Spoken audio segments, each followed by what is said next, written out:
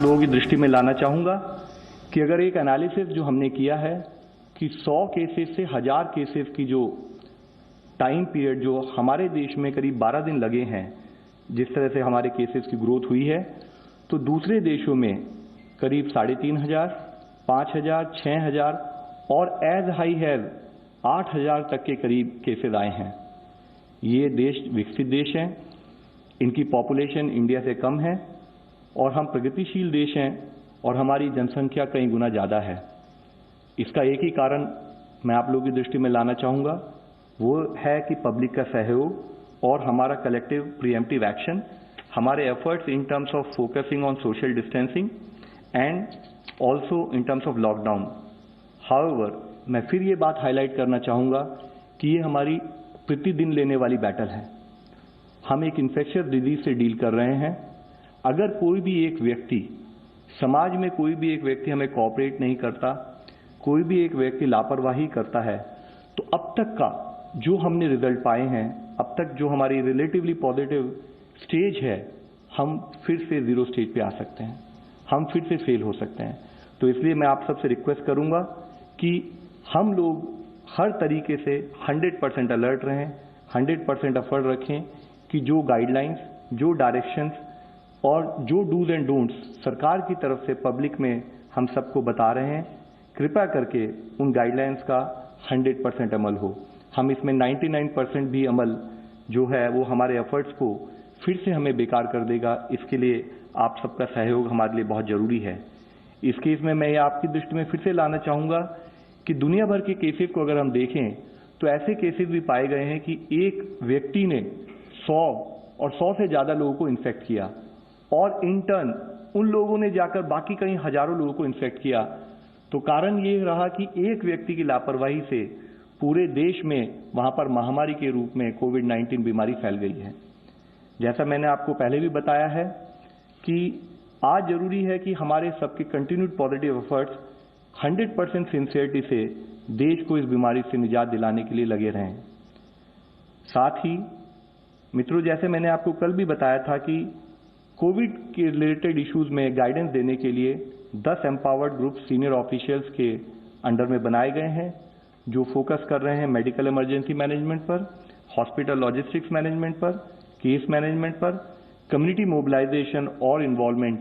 ऐसे जो मुख्य अंश हैं उसमें वो हेल्थ मंत्रालय को अपनी सलाह, गाइडेंस और अपनी डायरेक्शन दे रहे हैं ताकि हम इस समस्या से बाहर आ सकें। एम्स न्यू दिल्ली और national institute of mental health के द्वारा कंट्री लेवल पर विस्तृत लेवल पर ट्रेनिंग्स ऑर्गेनाइज की जा रही हैं, फील्ड लेवल पर ऑनलाइन मोड के थ्रू, ताकि हम अपनी हॉस्पिटल प्रिपेयर्डनेस को, कैपेसिटी बिल्डिंग को इम्प्रूव कर सकें। बहुत सारे डिपार्टमेंट हर तरीके से हमारे इस एफर्ट्स में जुड़ रहे हैं। उदाहरण के तौर पर मिनिस्ट्री ऑफ स्किल डेवलपमेंट और एंटरप्रेन्योरशिप ने अपने सभी नेशनल स्किल ट्रेनिंग इंस्टीट्यूट्स और उनके हॉस्टल्स को क्वारंटाइन और आइसोलेशन फैसिलिटी बनाने के लिए निर्णय ले लिया है। मिनिस्ट्री ऑफ स्किल डेवलपमेंट और एंटरप्रेन्योरशिप ने हमें ये भी लिखा है कि जितने भी हेल्थ केयर के जो स्किल डेवलपमेंट कार्यक्रम उनके लेवल पर चले हैं, उसके द्वारा 1 लाख कर्मी हैं जो हमारी सहायता के लिए आज हमें उपलब्ध हैं। उन्होंने हमें 2000 हेल्थ केयर ट्रेनर्स और 500 से ज़्यादा हेल्थ केयर असेसर की भी एक सूची भेजी है, जो कि हमारे को क्वारंटाइन, आइसोलेशन और हॉस्पिटल फैसिलिटीज में इन्फेक्टेड लोगों के इलाज में सपोर्ट कर सकती है। साथ ही ministry of north eastern region ने नेशन वाइड लॉकडाउन के चलते नॉर्थ ईस्ट रीजन में मेडिकल इक्विपमेंट्स और इमरजेंसी गुड्स के ट्रांसपोर्टेशन के लिए कार्गो एयर फ्लाइट्स के लिए एक्सक्लूसिव रन करने की मंजूरी भी दी है। अगर हम आज का डेटा और इससे पहले का डेटा भी एनालाइज करें तो जैसे मैं पहले भी बताता रहा हूं कि हमने पाया है कि जो लोग एल्डरली हैं और जो साथ में उनको कोमॉर्बिडिटीज जैसे hypertension, chronic disease, kidney disease, diabetes और पल्मोनरी डिजीजेज या साथ में डिक्रीज इम्यूनिटी है उनकी, वह लोग ज़्यादा ससेप्टेबल हैं इन्फेक्शन के। तो उसके तहत हम कंटिन्यूसली उनसे रिक्वेस्ट करते आ रहे हैं कि उनको लॉकडाउन और सोशल डिस्टेंसिंग का पालन जरूर करना चाहिए। मिनिस्ट्री ने कल ही एल्डरली पॉपुलेशन के लिए एप्रोप्रिएट प्रिवेंटिव हेल्थ मेजर्स क्या हैं उसके लिए भी एक डिटेल्ड एडवाइजरी इशू की है। हमने कहा है कि एल्डरली पॉपुलेशन पर्टिकुलरली जितने भी हमारे डूज एंड डोंट्स हैं उनका पालन करें, सारी गाइडलाइंस का फॉलोअप पूरा हो, उसके लिए उनसे रिक्वेस्ट की गई है। इसके साथ ही कोविड-19 जिन जिन केसेस में रिपोर्ट हुए हैं वहां पर जो पब्लिक प्लेसेस हैं उनका डिसइंफेक्शन कैसे किया जाए, उसके ऊपर भी एक डिटेल्ड गाइडलाइन कल हमने इशू की है, जिसमें इंडोर एरियाज, आउटडोर एरियाज और पब्लिक टॉयलेट्स को कैसे डिसइंफेक्ट किया जाए उसके बारे में हमने गाइडलाइंस बनाई हैं।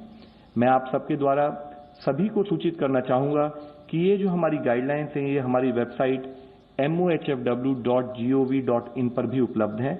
कृपया करके इनको आप पढ़ सकते हैं और इनके द्वारा जो हमने सलाह सूचना दी है उसको उपयोग करें। माननीय प्रधानमंत्री जी ने 29 मार्च को मन की बात कार्यक्रम में आम जनता से बात करते हुए एक अपील की थी। उन्होंने कहा था, एवं एवं विकार अपि तरुणः साध्यते सुखम, यानी बीमारी को उसकी जड़ से ही खत्म करना चाहिए। और फिर मैं कहना चाहूंगा इंग्लिश में कि an illness and its course should be nipped in the bud itself. हमारा पूरा प्रयत्न पहले दिन से ही इस डायरेक्शन में है और हम सभी स्टेट्स के साथ कंटिन्यूअसली उस एफर्ट्स में लगे हुए हैं। अभी हमारा मेजर एफर्ट है कि हम डेडिकेटेड कोविड हॉस्पिटल्स बनाएं, हेल्थ इंफ्रास्ट्रक्चर को इंप्रूव करें, टेस्टिंग फैसिलिटीज को और स्ट्रेंथन करें, ताकि किसी भी तरह से अगर कोई भी सिचुएशन आए देश उससे निपटने के लिए तैयार हो। एक विषय मैं फिर से कहना चाहूंगा कि हमें किसी को पैनिक करने की जरूरत नहीं है, हमें जरूरत है अवेयरनेस की। ये बीमारी है, बीमारी के बारे में अगर हमें सारी टेक्निकल डिटेल्स पता होंगी, हमें उसके डूज एंड डोंट्स का क्लैरिटी होगी और हम उसको ढंग से फॉलो करें तो सामूहिक रूप से ये लड़ाई हम लड़ सकते हैं और जीत सकते हैं। इस लड़ाई में अर्ली आइडेंटिफिकेशन एक क्रूशियल स्टेप है। मैं फिर सबको यही रिक्वेस्ट करना चाहूंगा कि कोई भी आदमी, कोई भी अगर किसी भी जगह पर उसको अगर कोई सस्पेक्टेड फीलिंग भी हो तो छुपाए नहीं, डरे नहीं, बाहर आए, हमारे कॉल सेंटर या और तरीके से जो गवर्नमेंट हेल्थ फैसिलिटी से संपर्क करते हुए वो हमें बताए, ताकि हम उसको प्रॉपरली स्क्रूटनाइज करके जो मेडिकल सपोर्ट है वो प्रोवाइड कर सकें। ये इसलिए जरूरी है क्योंकि अगर कोई केस लेट डिटेक्ट होता है तो जो केस हम सिम्टोमेटिक लेवल पर ट्रीट कर सकते हैं, ढंग से ट्रीट कर सकते हैं, वह केस भी कई बार क्रिटिकल हो जाता है।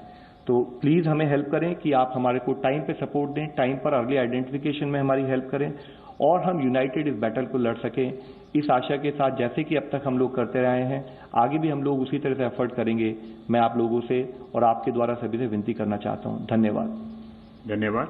गृह मंत्रालय के प्रवक्ता से अनुरोध। तो थोड़ी सी भी अगर लापरवाही होती है तो उसकी भारी कीमत चुकानी पड़ सकती है और ऐसे में हमें लड़ाई की शुरुआत एक बार फिर से करनी होगी। 100 दिन में ही केस बढ़कर 1000 हो गए हैं और हमारा जो ध्यान है पूरा का पूरा वो हेल्थ इंफ्रास्ट्रक्चर को किस तरह से इंप्रूव किया जाए और जो टेस्ट फैसिलिटीज हैं उनको कैसे बढ़ाया जाए उस पर है। और आपको डरना नहीं है, पैनिक बिल्कुल नहीं करना, जागरूक रहना ऐसे में बहुत ही जरूरी है। ये स्वास्थ्य मंत्रालय की प्रेस कॉन्फ्रेंस थी। एक बार फिर से वहीं का रुख करते हैं, कुछ और इम्पोर्टेंट पॉइंटर्स जो अभी इस वक्त बताए जा रहे हैं। जैसा आपको पता है, कल होम सेक्रेटरी ने चेयरमैन नेशनल एग्जीक्यूटिव कमेटी की पावर्स को एक्सरसाइज करते हुए डिजास्टर मैनेजमेंट एक्ट के अंतर्गत स्टेट्स और यूटीज को निर्देश दिया था कि वे डिस्ट्रिक्ट मैजिस्ट्रेट, डिप्टी कमिश्नर और सुपरिटेंडेंट ऑफ पुलिस को पर्सनली रिस्पॉन्सिबल करें कि स्ट्रैंडेड वर्कर्स के लिए फूड और शेल्टर का प्रावधान हो। जो गंतव्य स्थान पर वर्कर्स पहुंच चुके हैं उनका स्टैंडर्ड हेल्थ प्रोटोकॉल के अनुसार मिनिमम 14 डेज का क्वारंटाइन हो।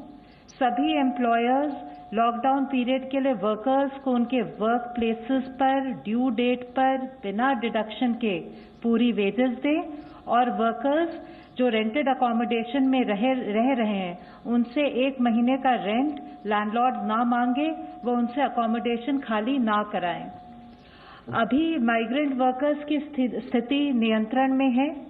सभी स्टेट्स और यूटीज कम्युनिटी पार्टिसिपेशन के साथ वॉर फुटिंग पर रिलीफ शेल्टर्स, फूड इत्यादि का इंतजाम कर रही हैं। जैसा मेरे कलीग ने आपको बताया, चेयरमैन नेशनल एग्जीक्यूटिव कमेटी ने डिजास्टर मैनेजमेंट के अंतर्गत एम्पावर्ड ग्रुप्स भी कॉन्स्टिट्यूट किए हैं जिससे कि कॉम्प्रिहेंसिव एक्शन और इंटीग्रेटेड रिस्पांस हो। संपूर्ण स्थिति को देखते हुए और जो कदम उठाए गए हैं, हमें विश्वास है कि स्टेट्स और यूटीज और कम्युनिटी के साथ मिलकर हम इस लॉकडाउन को इफेक्टिवली इम्प्लीमेंट कर पाएंगे जिससे कि कोविड-19 की चेन को हम तोड़ सकें। डॉक्टर गंगा खेड़कर जी। मेरा तो बहुत छोटा है, 38,442 टेस्ट अभी तक कंडक्ट किए गए हैं। उसमें 3,501 कल टेस्ट हुए हैं। इसका मतलब यह है कि अभी भी हम 30% से नीचे ही है टेस्टिंग कैपेसिटी के।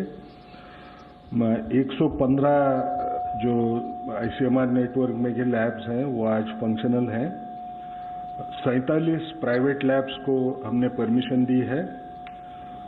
प्राइवेट सेक्टर में कितने लोगों का टेस्टिंग हुआ? पिछले 3 दिन में 1334 लोगों का टेस्ट हुआ। कल 428 लोगों का हुआ था, तो एवरेज तकरीबन 420-450 के बीच में शायद गिर जाएगा। नंबर 17। 3 दिन में 1334। Yes, number 17. The first question is, can you provide details on the condition of all the positive COVID-19 patients in the country? How many of those are under home quarantine? How many of those are under hospital quarantine and non-ventilators, ICUs, etc.? The other question is regarding this doctor who took hydroxychloroquine yesterday, and there were reports that because of that he died. So, any analysis on the after effects of that medicine? So, ma'am, as I explained yesterday, all the positive cases get monitored as per the protocol. They are all hospitalized. None of them remain in home quarantine. Only positive cases which get recovered and they having tested again negative, they are sent to their home, properly discharged, and there again they are monitored again for a period of 14 days. I would also like to give you good news that out of the positive cases in the country so far, 99 cases have also recovered. So this is a very positive news for all of us. However, also I'd like to highlight that few of the cases, out of the positive cases, beside the cases where fatalities have been observed, there are cases which are serious, but the percentage of those cases is very less. And all these cases do get monitored by the doctors in consultation with the AIIMS control room, which is monitoring the clinical guidance. 156. Yep. Yes, please. 156. Sir, मैं अशोक हूं और मेरा सवाल love Agarwal जी आपसे है।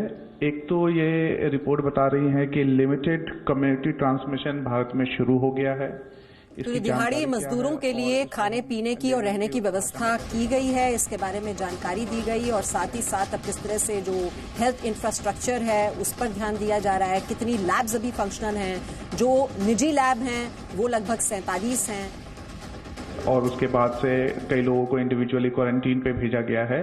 क्या इस lockdown में ऐसे जमावड़े की मंजूरी थी? कोई जानकारी मंत्रालय को है इस विषय पे? सर, मुझे लगता है कि कम्युनिटी वर्ड हम किसी भी गवर्नमेंट कम्युनिकेशन में यूज ना करें। कोई ऐसा बैन एक इन्फोर्स कर दे तो कंफ्यूजन दूर हो जाएगा। अगर जिस डॉक्यूमेंट की आप बात कर रहे हैं तो transmission audio guide Please take it again. I think there is some disturbance. अब ठीक है। Am I audible now? Yes. No. एक सेकंड।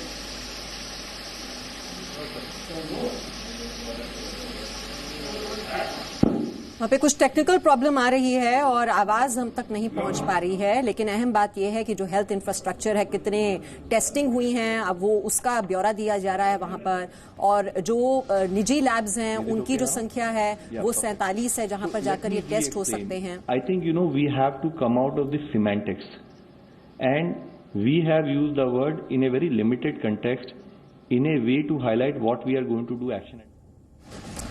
तो स्वास्थ्य मंत्रालय की ओर से जो सवाल वहां पर पूछे जा रहे हैं उन्हीं का जवाब देते हुए और यहां पर हम एक छोटा सा ब्रेक ले लेते हैं, जल्द लौटेंगे और जानकारी और खबरें लेकर।